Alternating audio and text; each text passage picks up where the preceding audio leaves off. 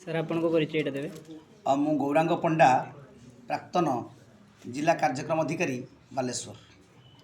जो national service scheme NSS या विषय आपणकर मत कौन? सिद्धेश्वर महाविद्यालय अमरदा रोड द्वारा जातीय सेवा योजना आनुकूल्य 7 दिनिया शीतकालीन स्वतंत्र सेवा शिविर सिद्धेश्वर हाईस्कल रे अनुष्ठित होईछि।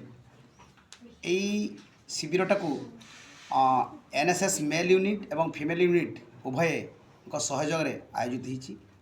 एई शिविर जरिया रे पिलामानंकु समयानुवर्तितारू आरंभ करी जीवन में सफलकामी हेबा पर्यंत विभिन्न प्रकार तालीम सहित बेटी बचाओ बेटी पढ़ाओ, प्राथमिक चिकित्सा, जोग करिबा, निरोग रहिबा एवं स्वच्छ भारत अभियान प्रभृति विषय रे तालीम प्रदान करा जाय थाए एवं स्वास्थ्य ही संपद ए विषय मध्ये तालीम प्रदान कराई थाए।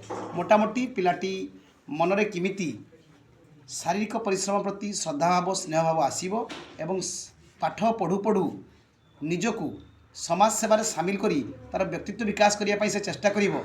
यह होछि एनएसएस रो मूल लक्ष्य और धर्म।